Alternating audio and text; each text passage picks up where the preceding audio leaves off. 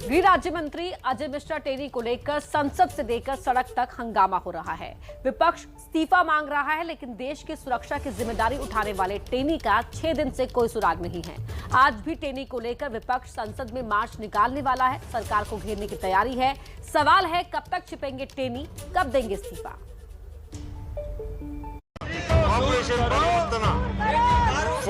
संसद में मांग की जा रही है, गाली देने वाले मंत्री इस्तीफा दें।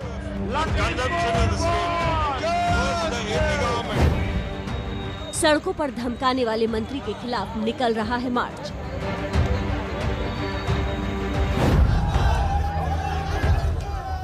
सड़कों पर फूंका जा रहा है टेनी का पुतला।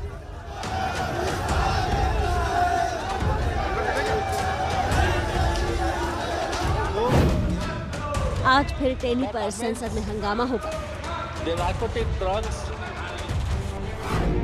विपक्षी सांसद दोपहर 12:30 बजे गांधी प्रतिमा से विजय चौक तक मार्च निकालेंगे। विपक्षी पार्टियां राहुल गांधी की अगुवाई में मार्च करेंगी। विपक्षी दल एकजुट होकर टेनी का इस्तीफा मांगेंगे। आज विपक्ष की साझा प्रेस कॉन्फ्रेंस भी होगी। संसद में टेनी पर संग्राम है तो वहीं सड़क पर हो रही है बदनामी। लेकिन अपनी साख को दांव पर लगाकर टेनी लापता हो गए हैं। लापता होने के मायने हैं कि टेनी अपनी हरकतों का जवाब नहीं दे पा रहे हैं। ये वो तस्वीरें हैं जब टेनी ने एबीपी न्यूज के पत्रकार को धमकाया था। इतना ही नहीं, वो मीडिया का गला घोटने दौड़ पड़े थे। जिस मंत्री पर देश की सुरक्षा की जिम्मेदारी थी, वो गुंडों जैसा बर्ताव कर रहा था। अरे फोन बंद कर दे।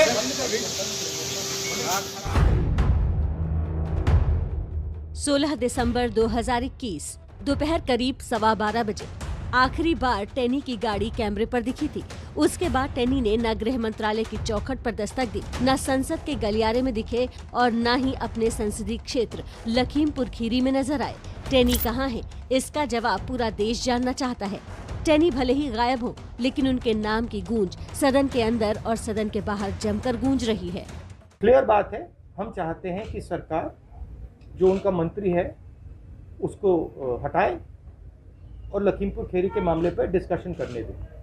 सरकार करने नहीं देती। जिस अशोभनीय भाषा का जिसका जिक्र भी यहाँ नहीं हो सकता, उसके बावजूद वो गृह मंत्रालय में बैठे हुए हैं, तो ये तो सामूहिक चिंता का विषय होना चाहिए उनके लिए भी, जिनके मंत्रिमंडल में बैठे हैं। इस्तीफा अगर वो व्यक्ति नहीं दे रहे हैं तो उत्तर प्रदेश चुनाव को देश को ऊपर रखिए उससे और उनको बर्खास्त करें।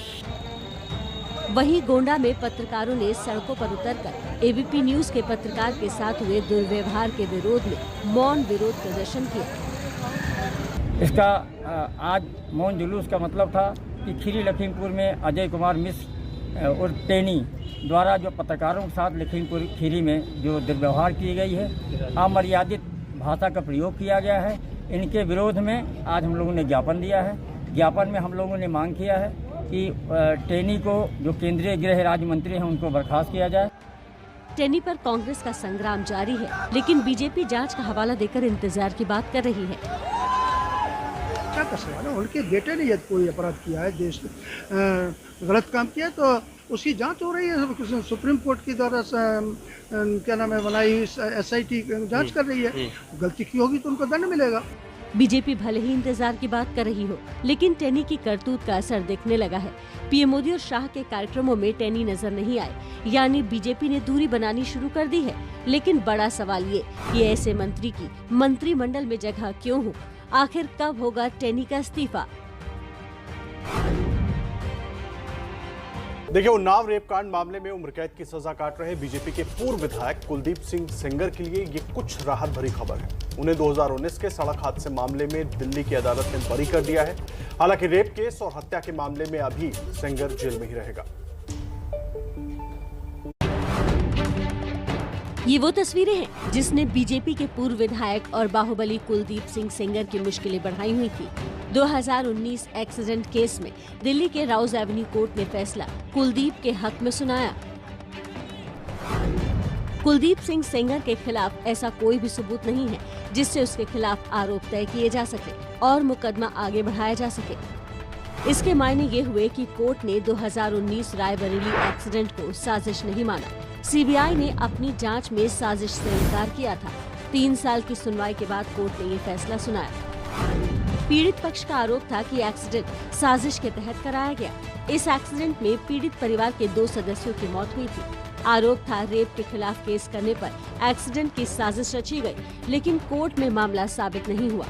दरअसल 4 बार के विधायक और बाहुबली नेता कुलदीप सिंह सेंगर पर 2017 में उन्नाव में रेप का आरोप लगा था। जिस वक्त रेप हुआ, सेंगर बीजेपी विधायक था, जिसे बाद में पार्टी से निकाल दिया गया। सेंगर फिलहाल जेल में है और रेप केस में उम्र कैद की सजा काट रहा है। इतना ही नहीं, पीड़िता के पिता की हत्या के आरोप में भी सेंगर को 10 साल की सजा मिली है। खबर पाकिस्तान से आपको बता दें, जहां एक बार फिर से हिंदुओं की आस्था पर हमला हुआ है। कराची में एक कट्टरपंथी ने मंदिर में घुसकर तोड़फोड़ की, जिसके बाद देश में भी पाकिस्तान के खिलाफ गुस्से का माहौल देखने को मिल रहा है।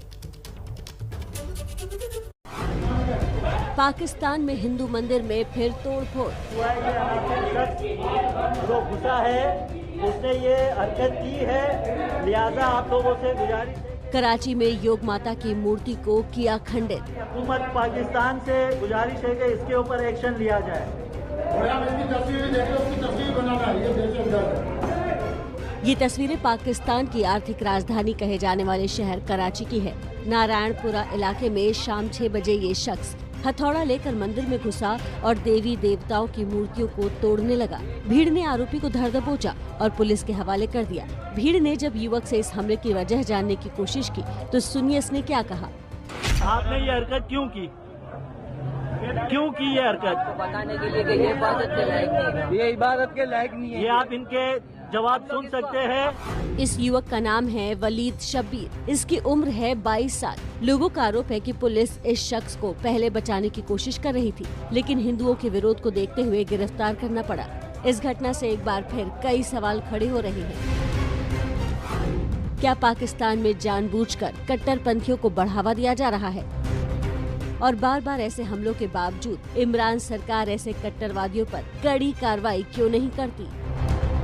आज ममता का एक और इम्तिहान होने वाला है। कोलकाता नगर निगम चुनावों के नतीजे आज आएंगे। नजर रहेगी कि शहर में बीजेपी ममता को कितनी टक्कर दे पाती है। रविवार को ही कोलकाता नगर निगम के लिए मतदान छिटपुट हिंसा के बीच संपन्न हुआ। करीब 63.37% लोगों ने अपने मताधिकार का इस्तेमाल किया था। बीजेपी के साथ विरोधी दलों ने चुनाव में हिंसा का आरोप लगाते हुए फिर से चुनाव कराने की मांग की थी, लेकिन इन्हीं आरोपों के बीच आज मतगणना हो रही है। कोलकाता नगर निगम अहम इसलिए हो गया है क्योंकि ये चुनाव ममता के गढ़ में हो रहा है। बीजेपी ममता के गढ़ में खेला करने की कोशिश में है। कुल 144 वार्ड में से पिछली बार टीएमसी ने 124 सीट जीती थी। 2015 नगर निगम चुनाव में बीजेपी के खाते में सिर्फ 5 सीटें आई थी। अब नजर रहेगी टीएमसी अपना दबदबा कायम रख पाती है या बीजेपी इसमें भी सेंध लगाती है। वहीं नजरें ममता बनर्जी की भाभी कजरी बनर्जी पर भी लगी हैं। कजरी बनर्जी वार्ड 73 से चुनाव लड़ रही हैं। ये वार्ड ममता के विधानसभा क्षेत्र भवानीपुर में आता है। वैसे तो मामला नगर निगम का है, पर क्योंकि ममता देश की राजनीति में प्रधानमंत्री मोदी को टक्कर देने की तैयारी में है, इसीलिए ममता के चुनावी क्षेत्र में हो रहा चुनाव बड़ा हो गया है।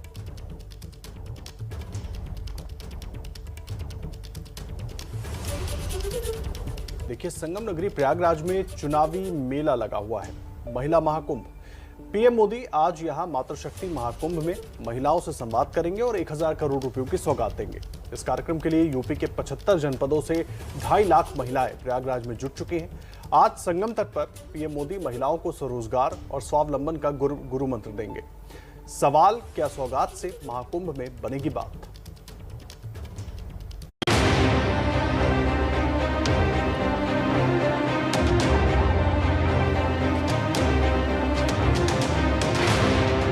प्रयागराज में तैयारियां पूरी हो चुकी हैं। अब इंतजार है पीएम मोदी का, जो आज दोपहर यहां पहुंचेंगे। मौका मातृ शक्ति महाकुंभ का है, लेकिन माहौल पूरा चुनावी है। पूरे आयोजन स्थल पर पीएम मोदी के कटआउट्स लगे हैं। किसानों पर फोकस करते हुए होर्डिंग्स लगाए गए हैं। जगह जगह एलईडी स्क्रीन लगाई गई है। पीएम मोदी 2.5 लाख महिलाओं को संबोधित करेंगे, लेकिन साथ ही चुनिंदा महिलाओं से संवाद भी करेंगे। कुछ ऐसी ही तस्वीरें फिर से दिख सकती हैं। तो बबीता जी बताइए, आप क्या करते हैं? आपका परिवार क्या करता है? हम तो घर पे ही रहते हैं सर, हमारे पति करते हैं काम। अच्छा, आप कुछ नहीं करते? हाँ, हम तो घर पे ही रहते हैं। अच्छा, बच्चों को देखते हैं। ये घर से मैं देर से आते हो तो आप डांटती होगी? जी सर। हाँ, ये ये आप आशीर्वाद दीजिए, माताओं बहनों के आशीर्वाद मिले ताकि मैं बहुत ज्यादा काम कर सकूं। पीएम और बीजेपी के निशाने पर आधी आबादी है। महिलाओं को खास एहसास कराने के लिए महिलाओं के नाम पर स्वागत द्वार बनाए गए हैं। आज महिलाओं के लिए पीएम मोदी 1000 करोड़ के तोहफों की बरसात करने वाले हैं। बीजेपी ने कार्यक्रम को सफल बनाने के लिए कमर कसी हुई है। सीएम योगी ने खुद तैयारियों का जायजा लिया। डिप्टी सीएम केशव प्रसाद मौर्य 18 तारीख से ही प्रयागराज में कैंप कर रहे हैं। 75 जनपदों से महिलाओं को बसों में कार्यक्रम स्थल पर लाया गया। पूरे राज्य में 8000 बसों से 2.5 लाख महिलाओं को प्रयागराज लाया गया है। 60,000 महिलाओं को तो एक दिन पहले ही प्रयागराज लाकर ठहरा दिया गया है। कार्यक्रम में स्वयं सहायता समूहों से जुड़ी महिलाएं, आशा और आंगनवाड़ी वर्कर्स शामिल होंगे। यूपी और केंद्र की योजना के लाभार्थी भी शामिल होंगे। मतलब साफ है, महिलाओं के जरिए बीजेपी चुनावी संदेश गांव-गांव तक पहुंचा रही है। बीजेपी इस कार्यक्रम को कितनी गंभीरता से ले रही है, इसका अंदाजा इस बात से लगाइए। कार्यक्रम में गवर्नर आनंदीबेन पटेल, सीएम योगी आदित्यनाथ और डिप्टी सीएम मौजूद रहेंगे। केंद्रीय मंत्री स्मृति ईरानी, साध्वी निरंजन ज्योति, अनुप्रिया पटेल भी कार्यक्रम में रहेंगे। यूपी में सत्ता पक्ष की सभी महिला सांसदों को कार्यक्रम में शामिल रहने को कहा गया है। हालांकि एबीपी न्यूज ने जब प्रयागराज पहुंची महिलाओं से बात की तो उनकी अपनी समस्याएं सामने आई। कितने पैसे बकाए हैं और क्या करती हैं? समूह के माध्यम से हमको शौचालय में काम दिया गया था और 2 महीने से 3 से हम कर रहे हैं, हमको कुछ नहीं मिला है। कितना पैसा मिलना था आपको जो अब तक नहीं मिला? हमारा एक दफे पैसा आओ, फिर दोबारा पैसा नहीं आओ। 6,000 के हिसाब से मिलो तो हमें। सही से बताओ कितना मिला? हमें एक दफे आओ 54,000 आओ। हाँ 54,000 सारा। और मिलना कितना बाकी है? अबे हमारा 7वां महीना लग गया, अब मिलो नहीं है सर। ना नहीं मिलो सर। दे रहे हैं रोजगारी महिला मेट भर्ती, हम लोग दौड़ते जाते हैं सारा दिन, बुलाते हैं आज मीटिंग है, कल मीटिंग, आज मीटिंग, काम मिलता नहीं है। अब सवाल है कि क्या पीएम मोदी इस नाराजगी को शांत कर अपना चुनावी संदेश इस मातृ महाकुंभ के जरिए पूरे यूपी तक पहुंचा पाएंगे? तो आज कार्यक्रम एक बड़ा कार्यक्रम करने जा रही है और इस कार्यक्रम को आपको बताते हैं ग्राफिक्स के जरिए कि आखिर इस कार्यक्रम में क्या क्या खास रहेगा।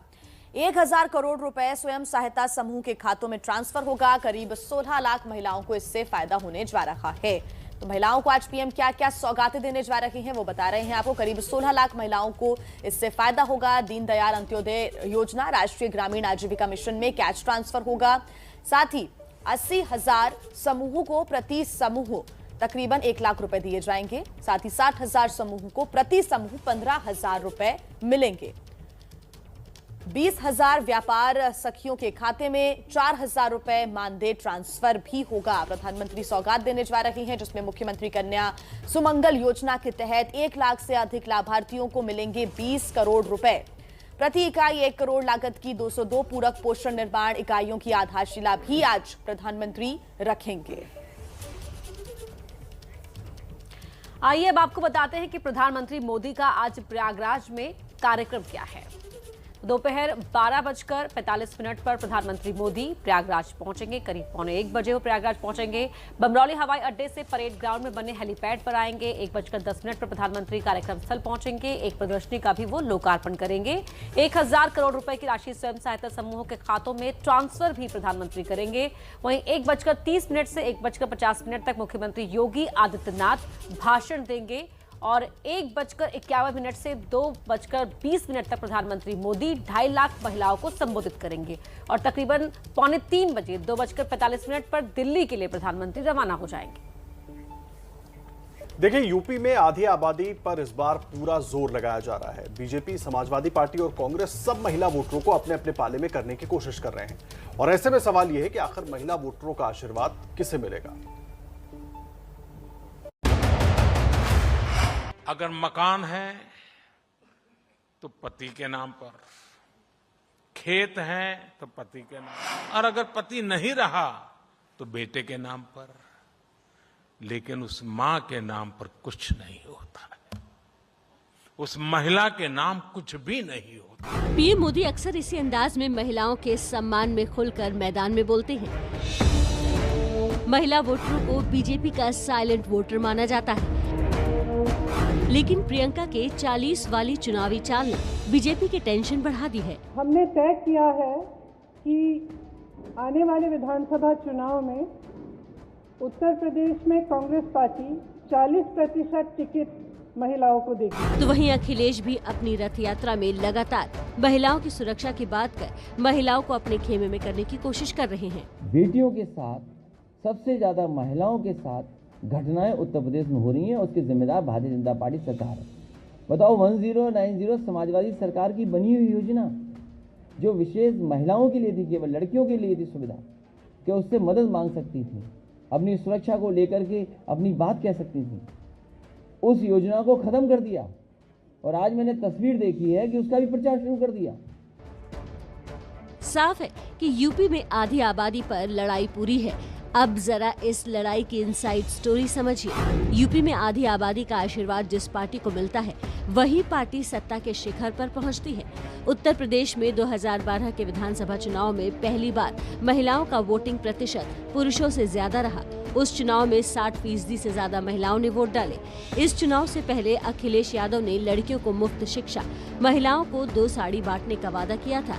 नतीजा आधी आबादी के आशीर्वाद से अखिलेश की सरकार बनी। पहली बार एसपी ने अकेले दम पर सरकार बनाई। अखिलेश को 403 में से 224 सीटें मिली थी।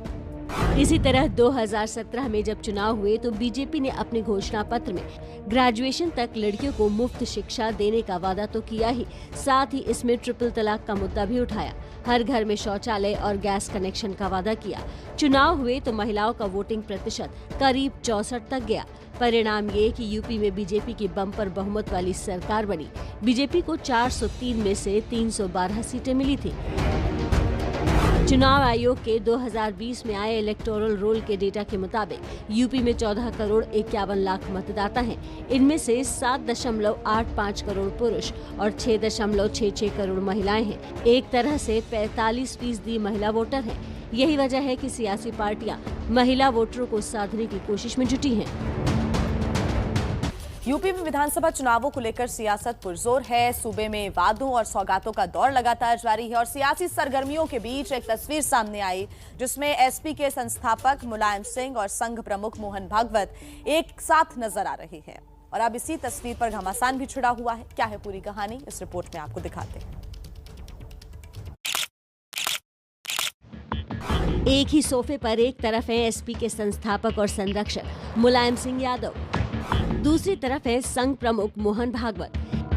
इस तस्वीर में संघ प्रमुख केंद्रीय मंत्री अर्जुन मेघवाल को बधाई देते हुए नजर आ रहे हैं। तस्वीर भी केंद्रीय मंत्री अर्जुन मेघवाल ने ट्वीट की, लेकिन इस तस्वीर ने यूपी की सियासी गलियारे में सरगर्मी बढ़ा दी है। सोशल मीडिया पर लोग अर्जुन मेघवाल से ज्यादा मुलायम भागवत मुलाकात पर चर्चा कर रहे हैं। कांग्रेस के आधिकारिक ट्विटर अकाउंट से इस तस्वीर को ट्वीट करते हुए तंज कसा गया है। कांग्रेस ने लिखा है कि नई सपा में सा का मतलब संघवाद है। दरअसल राजनीतिक रूप से समाजवादी पार्टी संघ की कट्टर दुश्मन है। मुलायम और मौजूदा अध्यक्ष अखिलेश यादव कई बार संघ पर निशाना साध चुके हैं। वहीं संघ से जुड़े संगठन मुलायम सिंह यादव पर कार सेवकों पर गोली चलाने का आरोप लगाते रहे हैं। राजनीति के मैदान पर एक दूसरे के दुश्मनों की तस्वीर जब सामने आई तो चर्चा होनी ही थी। पर हम बता दें, तस्वीर उपराष्ट्रपति वेंकैया नायडू के घर की है, जहां ये दोनों लोग शादी समारोह में शिरकत करने पहुंचे थे। एक ही सोफे पर बैठकर दोनों नेताओं ने नाश्ता किया। इस दौरान करीब 20 मिनट तक बातचीत हुई। अब 20 मिनट की मुलाकात पर बड़ा सियासी सवाल शुरू हो गया है और आने वाले दिनों में इस तस्वीर से एसपी को भी खूब घेरा जाएगा। अमिताभ और अभिषेक भी हैं जांच के दायरे में।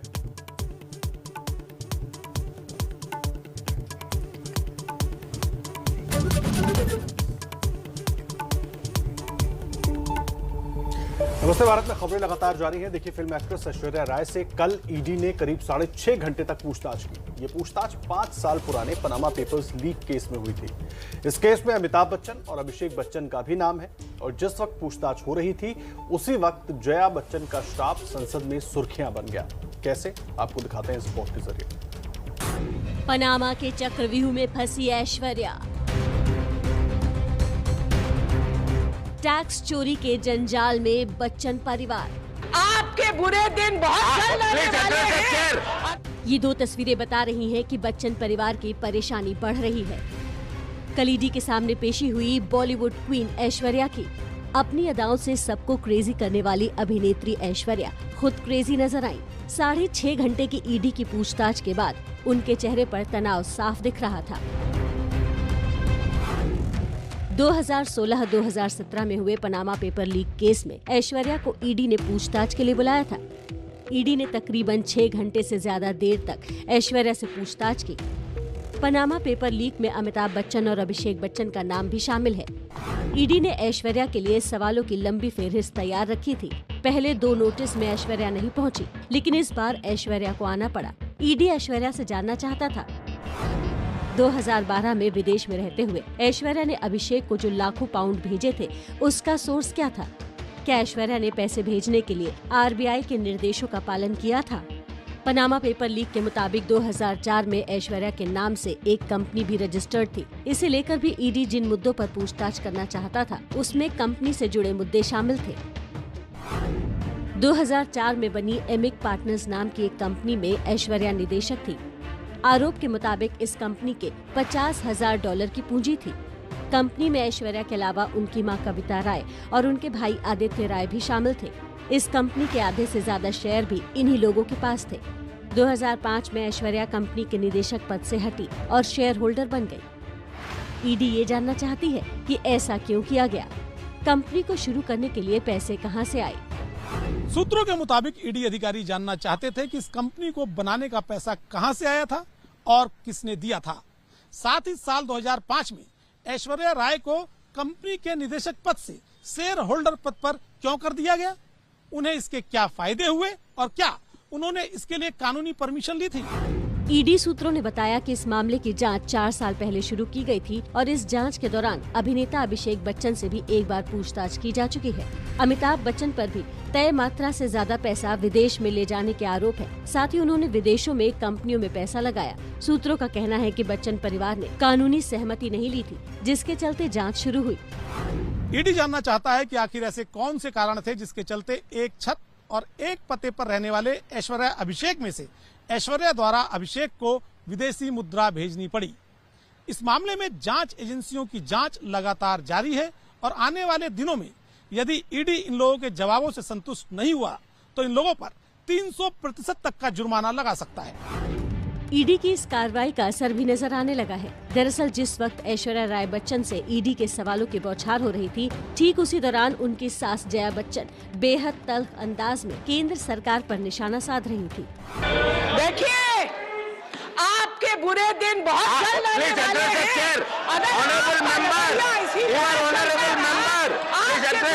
बहुत जल्दी आने वाले हैं। आप लोगों के पास अपने रिस्पेक्टेड कोलीग्स जो बाहर बैठे हैं उनके लिए जरा भी सम्मान नहीं है। आप लोगों को बुरे दिन आएंगे। आई कर्स यू। हालांकि समाजवादी पार्टी की सांसद और फिल्म अभिनेत्री जया बच्चन का ये गुस्सा इसलिए फूटा क्योंकि उन्हें निलंबित सांसदों के मुद्दे पर बोलने नहीं दिया गया और रही सही कसर उनकी बहू ऐश्वर्या राय की ईडी के सामने पेशी ने पूरी कर दी।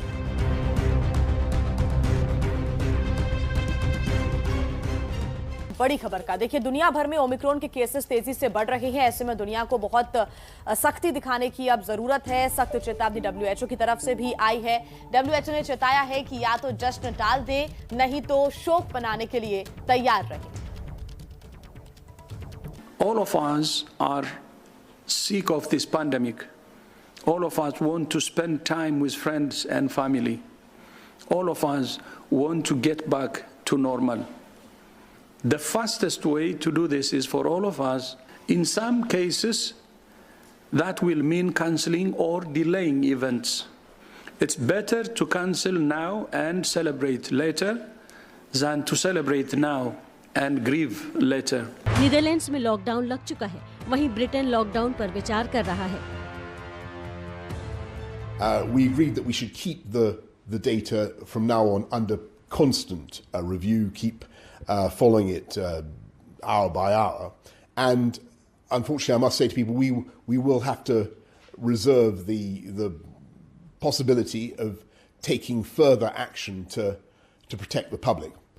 and to protect public health, to protect our NHS, and we won't hesitate to take that action. Omicron के सबसे ज्यादा केस यूके में है 37,101। दूसरा नंबर डेनमार्क का है जहां 15,452 केस हैं। तीसरे नंबर पर नॉर्वे है जहां 3,394 हैं। फिर साउथ अफ्रीका में 1,300 और अमेरिका में 1,070 केस हैं। पूरी दुनिया में इस वक्त ओमिक्रॉन के 63,790 केस हैं। आज अमेरिका के राष्ट्रपति जो बाइडेन भी ओमिक्रॉन और कोरोना को लेकर राष्ट्र के नाम संबोधन कर सकते हैं। अमेरिकी राष्ट्रपति क्या ऐलान करते हैं, इस पर भी सबकी नजरें टिकी रहेंगी। और इससे जुड़ी हुई बड़ी खबर एक और आपको बता देते हैं। WHO की अपील का असर भी हो रहा है। ब्रिटेन की राजधानी लंदन में WHO की अपील के बाद नए साल के जश्न को रद्द कर दिया गया है। लंदन के ट्राफलगर स्क्वायर में ये कार्यक्रम होना था जिसे रद्द कर दिया गया है। ब्रिटेन के पीएम कह चुके हैं कि वो कड़े कदम उठाने से पीछे नहीं हटेंगे और इसीलिए जो सेलिब्रेशन मोड में आ रही थी दुनिया, अब उस पर लगाम लगती हुई दिखाई दे रही है। यूपी में चुनावी माहौल गर्म है, रैलियां हो रही हैं, यात्राएं हो रही हैं और ऐसे में रामपुर से विदेश से आए 98 लोग लापता हो गए। सवाल है ऐसे में कोरोना को हम कैसे हराएंगे? ये तस्वीरें हैं देश के सबसे बड़े राज्य उत्तर प्रदेश की। उत्तर प्रदेश में अगले कुछ महीनों में विधानसभा चुनाव है। सियासी पार्टियों में जोर आजमाइश का खेल चल रहा है और यूपी की 3 बड़ी पार्टियों के प्रचार की ये तस्वीरें देश की चिंता को बढ़ाने वाली हैं। क्योंकि देश में ओमिक्रॉन की आफत है, लेकिन चुनावी रोड और रैलियों में कोविड प्रोटोकॉल्स का पालन नहीं हो रहा है। सियासी पार्टियों और सियासतदानों की गलती तो है ही, लेकिन आम आदमी भी ओमिक्रॉन को लेकर सतर्क नहीं है। जमकर लापरवाही बरती जा रही है। इतना ही नहीं, यूपी के रामपुर में तो विदेशों से लौटे 98 यात्री लापता हैं। रामपुर स्वास्थ्य विभाग इन यात्रियों को इंटेलिजेंस की मदद से ढूंढने में लगा है। नॉट एट रिस्क कंट्री, जो खतरे वाले कंट्री नहीं है, वहाँ से आने वाले 645 यात्री हैं जिनकी हमें समय समय पर लिस्ट प्राप्त होती रही। उनमें हमने सभी लोगों को संपर्क के लिए फ़ोन करके बातचीत कर ली है, पर उसमें से कुछ लोग 98 लोग जो ऐसे हैं जो जिनके वो फ़ोन नंबर गलत थे और उनसे हमारे कंट्रोल रूम की बात नहीं हो पाई। ऐसे लोगों के हम लोगों ने एड्रेस लोकल इंटेलिजेंस को दे दिए हैं और वो प्रयास करके हम लोगों को उनका पता ढूंढकर बताएंगे। ऐसा बिल्कुल भी नहीं है कि उत्तर प्रदेश में चुनाव होने हैं, इसलिए यहाँ ज्यादा लापरवाही हो रही है। देश के दूसरे हिस्सों का भी यही हाल है। देश के 3 बड़े शहरों का हाल देखिए। पहली तस्वीर राजधानी दिल्ली की है, जहां फिर से कोरोना के आंकड़े बढ़ रहे हैं। दूसरी तस्वीर आर्थिक राजधानी मुंबई की। यहां तो ओमिक्रॉन वेरिएंट के सबसे ज्यादा केस है।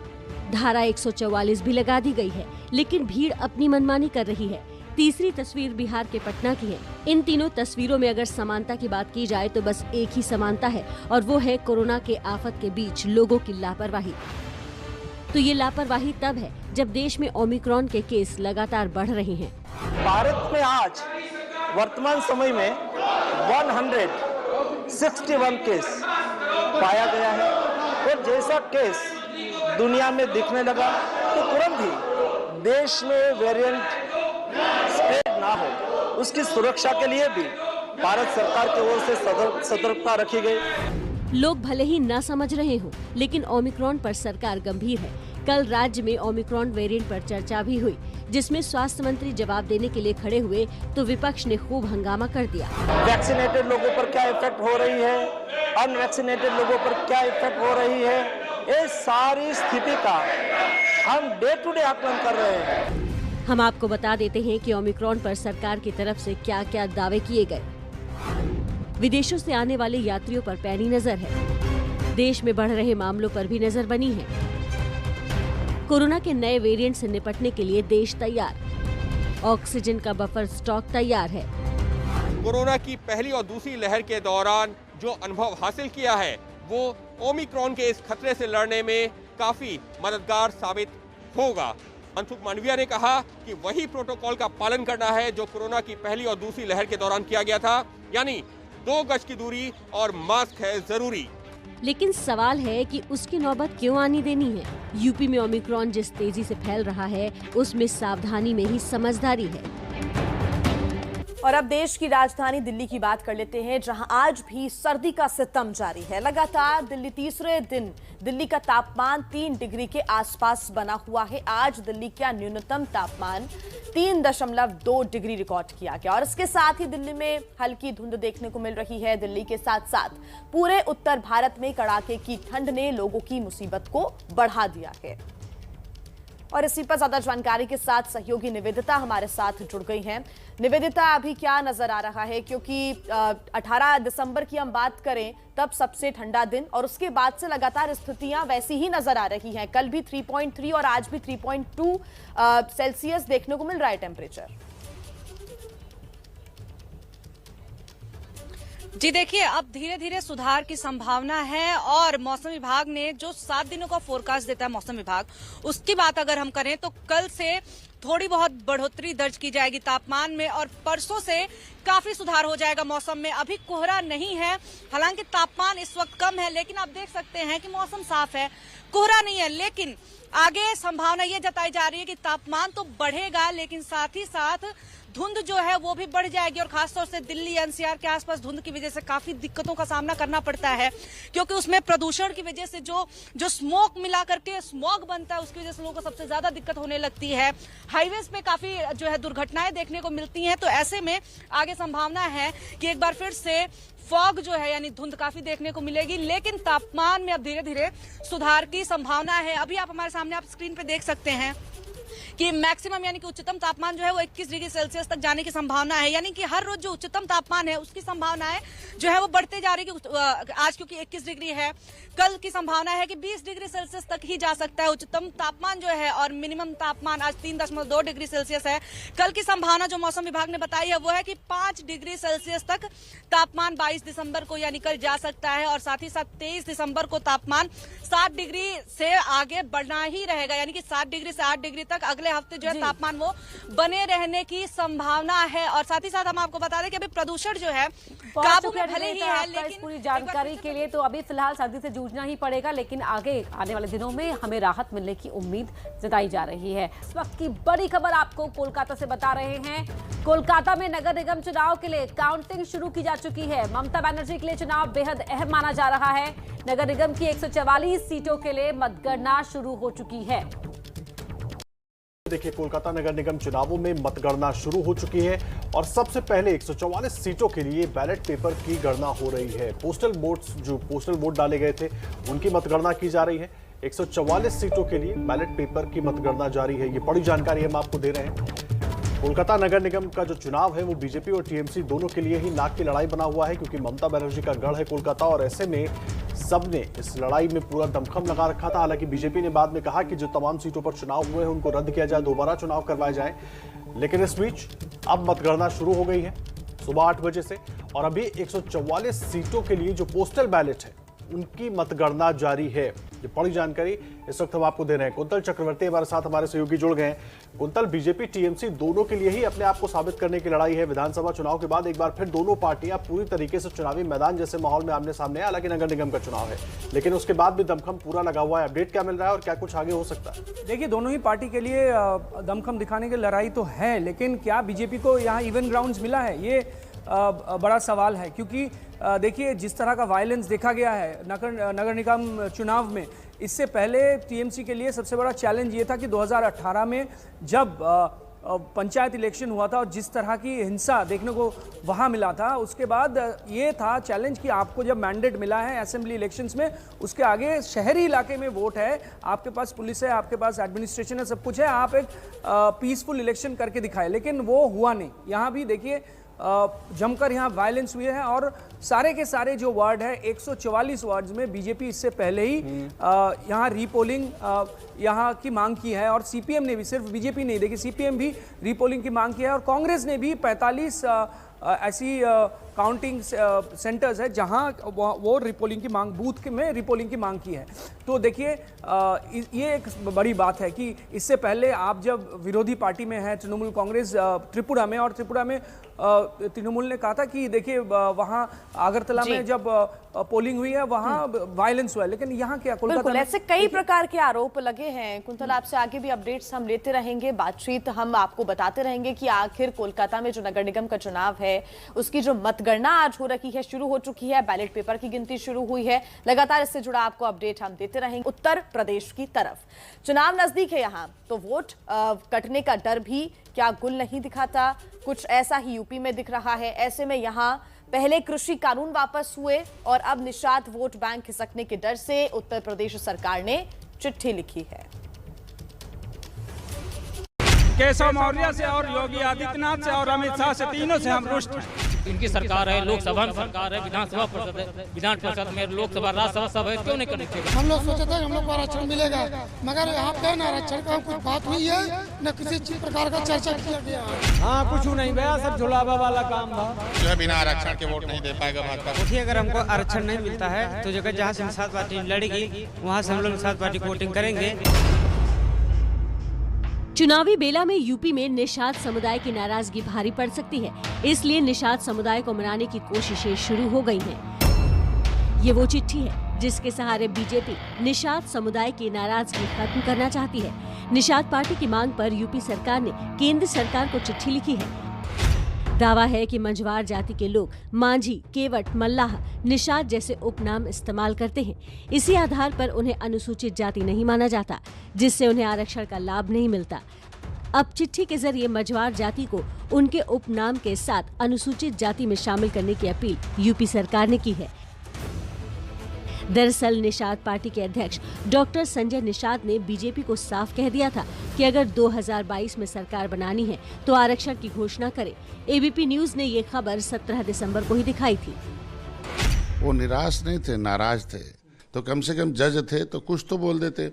तो ऐसे लोगों, भारतीय जनता पार्टी को अगर 2022 में सरकार चाहिए तो तत्काल इनके जो मुद्दे हैं जो हल होने लायक हैं, जो इलेक्शन से पहले जो मुद्दे हल होने लायक हैं, जो आसानी से, उसे तत्काल स्पष्टीकरण देना चाहिए कि इतना होगा। दरअसल 17 दिसंबर को लखनऊ के रमाबाई पार्क में बीजेपी और निषाद पार्टी की सरकार बनाओ अधिकार पाओ नाम से साझा रैली की गई थी। रैली में आरक्षण का वादा दोहराया गया था। निषाद समाज के सारे बाकी के एजेंडा को भारतीय जनता पार्टी पूरा करने का काम करेगी मित्रों, पूरा करने का काम करेगी।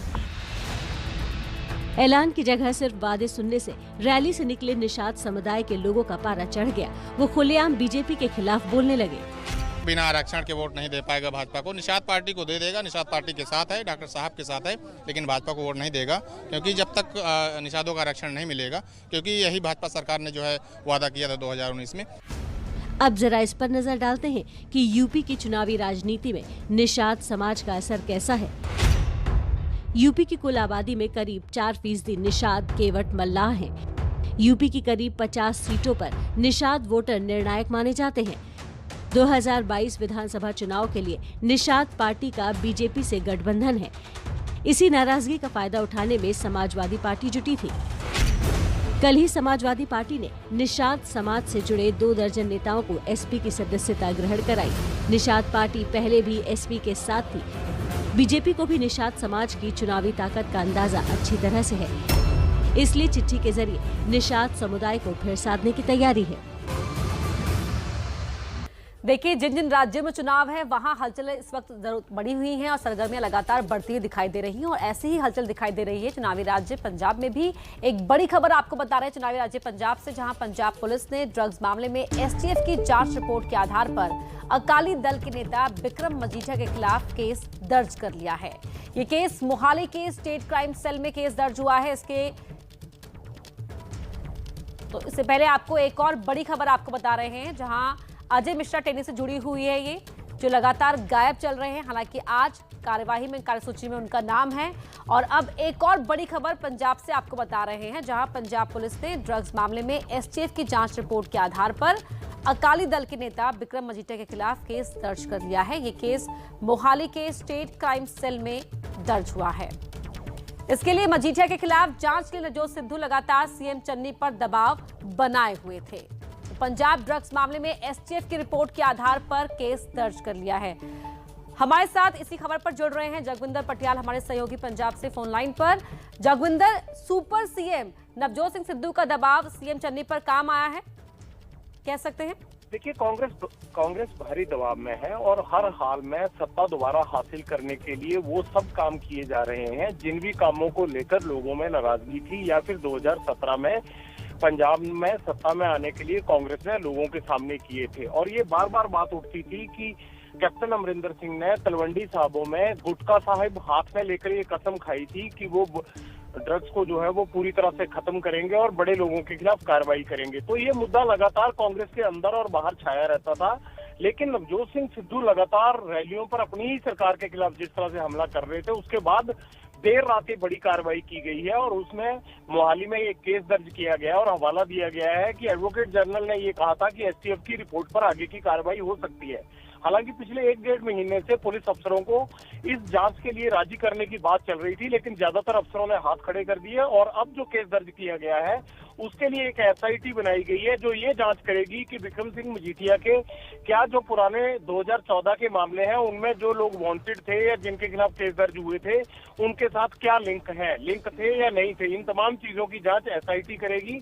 एक एआईजी के नेतृत्व में ये एसआईटी बनाई गई है, लेकिन इस पूरी कार्रवाई को क्योंकि चुनावी माहौल बन चुका है इसलिए अकाली दल ये कह रहा है कि ये सारी बदलेखोरी की नीयत से कार्रवाई की गई है और जो केस 7-8 साल पुराने हैं उनमें अब ऐसा क्या फ्रेश एविडेंस आ गया कि जिसको लेकर चन्नी सरकार इतनी उतावली हो रही है। बिल्कुल जगविंदर, बहुत शुक्रिया फिलहाल तमाम जानकारी के लिए। जो भी अपडेट होगा आपसे हम आगे देंगे। पंजाब ड्रग्स मामले में एसटीएफ की रिपोर्ट के आधार पर केस दर्ज किया गया है। पंजाब में इन दिनों सिद्धू सुपर सीएम बने हुए हैं जिनका बेअदबी पर बयान सुर्खियों में है और इस पर कार्टूनिस्ट इरफान ने क्या व्यंग किया है आप भी देखिए।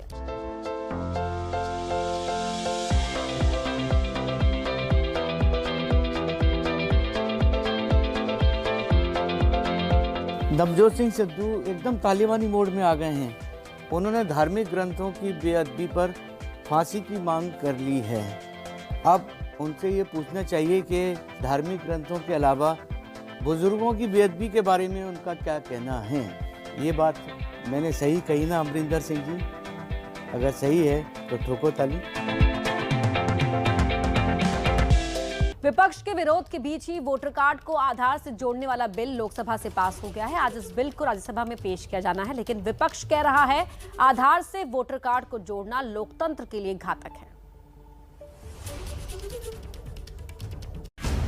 विपक्ष के विरोध के बीच ही चुनाव सुधार बिल पास हो गया। दावा है कि इसमें फर्जी वोटर आईडी कार्ड पर लगाम लगेगी। जो इलेक्टोरल रोल है, सूची है, चुनाव सूची है, वो अच्छा हो, सही हो, जेन्युइन हो, ये सब चाहते हैं। इलेक्शन कमीशन भी यही चाहते हैं। तो इसमें एक प्रावधान डाला गया है कि आधार कार्ड जो एक नागरिक के पास या जो एक ऑर्डिनरी रेजिडेंट के पास आधार कार्ड है उसको इलेक्टोरल रोल के साथ लिंक करने का एक प्रावधान रखा है। ये वॉलंटरी है, कंपल्सरी नहीं है। हालांकि विपक्ष ने इसे राइट टू प्राइवेसी का उल्लंघन बताते हुए लोकतंत्र के लिए खतरा करार दिया। वहीं कांग्रेस कह रही है कि इस कानून में जल्दबाजी ना करें, इसे संसद की स्थायी कमेटी में चर्चा के लिए भेजा जाए। अगर मैंडेटरी नहीं है, ऑप्शनल करना चाहता है, इतना सहज सरल सब कुछ चीज है, तो इतना जल्दबाजी करने की क्या जरूरत थी कि आज ही बिल इंट्रोड्यूस किया जाए, आज ही बिल को पारित किया जाए। इतना हड़बड़ी जल्दबाजी करने की बजाय क्या है। राज्यसभा में बिल को लेकर कांग्रेस और बीजेपी ने अपने सांसदों को व्हिप जारी किया है, यानी आज इस मुद्दे पर राज्यसभा में तकरार देखने को मिल सकती है। दरअसल देश में आधार कार्ड की संख्या और उसकी वेरिफिकेशन के आंकड़ों में काफी अंतर है। कुल आधार 131 करोड़, सत्यापित आधार 64.25 करोड़, वोटर कार्ड 91 करोड़। यही वजह है कि विपक्ष आधार को आधार बनाए जाने का विरोध कर रहा है। वैसे इस वक्त केंद्र सरकार की 312 स्कीम आधार से जुड़ी है। फोन कनेक्शन से लेकर स्कूल एडमिशन तक में आधार का इस्तेमाल हो रहा है और अब वोटर कार्ड से जुड़कर और भी डेटा आधार से जुड़ जाएगा।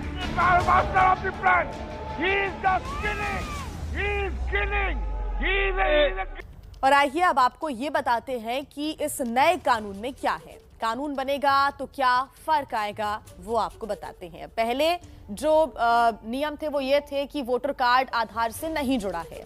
अब व्यक्ति चाहे तो वोटर कार्ड आधार से जोड़ सकेगा, यानी कि एक व्यक्ति के 2 वोटर कार्ड नहीं बन सकेंगे।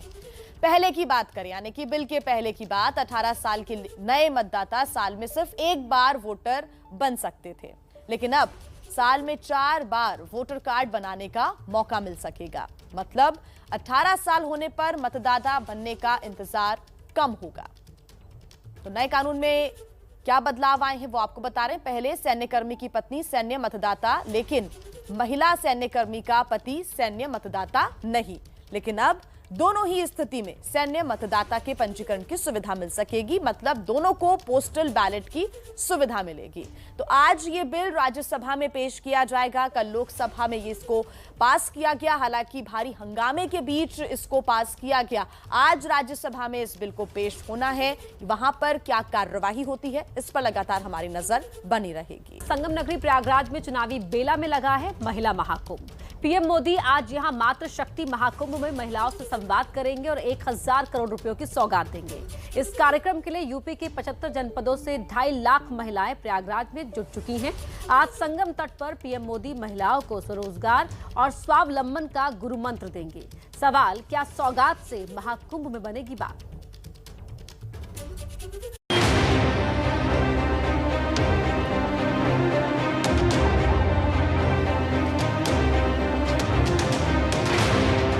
प्रयागराज में तैयारियां पूरी हो चुकी हैं। अब इंतजार है पीएम मोदी का, जो आज दोपहर यहां पहुंचेंगे। मौका मातृ शक्ति महाकुंभ का है, लेकिन माहौल पूरा चुनावी है। पूरे आयोजन स्थल पर पीएम मोदी के कटआउट्स लगे हैं। किसानों पर फोकस करते हुए होर्डिंग्स लगाए गए हैं। जगह जगह LED स्क्रीन लगाई गई है। पीएम मोदी 2.5 लाख महिलाओं को संबोधित करेंगे, लेकिन साथ ही चुनिंदा महिलाओं से संवाद भी करेंगे। कुछ ऐसी ही तस्वीरें फिर से दिख सकती हैं। तो बबीता जी बताइए, आप क्या करते हैं? आपका परिवार क्या करता है? हम तो घर पे ही रहते हैं सर, हमारे पति करते हैं काम। अच्छा, आप कुछ नहीं करते? हाँ, हम तो घर पे ही रहते हैं। अच्छा, बच्चों को देखते हैं। ये घर से मैं देर से आते हो तो आप डांटती होगी? जी सर। हाँ, ये आप आशीर्वाद दीजिए, माताओं बहनों के आशीर्वाद मिले ताकि मैं बहुत ज्यादा काम कर सकूं। पीएम और बीजेपी के निशाने पर आधी आबादी है। महिलाओं को खास एहसास कराने के लिए महिलाओं के नाम पर स्वागत द्वार बनाए गए हैं। आज महिलाओं के लिए पीएम मोदी 1000 करोड़ के तोहफों की बरसात करने वाले हैं। बीजेपी ने कार्यक्रम को सफल बनाने के लिए कमर कसी हुई है। सीएम योगी ने खुद तैयारियों का जायजा लिया। डिप्टी सीएम केशव प्रसाद मौर्य 18 तारीख से ही प्रयागराज में कैंप कर रहे हैं। 75 जनपदों से महिलाओं को बसों में कार्यक्रम स्थल पर लाया गया। पूरे राज्य में 8000 बसों से 2.5 लाख महिलाओं को प्रयागराज लाया गया है। 60,000 महिलाओं को तो एक दिन पहले ही प्रयागराज लाकर ठहरा दिया गया है। कार्यक्रम में स्वयं सहायता समूहों से जुड़ी महिलाएं, आशा और आंगनवाड़ी वर्कर्स शामिल होंगे। यूपी और केंद्र की योजना के लाभार्थी भी शामिल होंगे। मतलब साफ है, महिलाओं के जरिए बीजेपी चुनावी संदेश गांव-गांव तक पहुंचा रही है। बीजेपी इस कार्यक्रम को कितनी गंभीरता से ले रही है, इसका अंदाजा इस बात से लगाइए। कार्यक्रम में गवर्नर आनंदीबेन पटेल, सीएम योगी आदित्यनाथ और डिप्टी सीएम मौजूद रहेंगे। केंद्रीय मंत्री स्मृति ईरानी, साध्वी निरंजन ज्योति, अनुप्रिया पटेल भी कार्यक्रम में रहेंगे। यूपी में सत्ता पक्ष की सभी महिला सांसदों को कार्यक्रम में शामिल रहने को कहा गया है।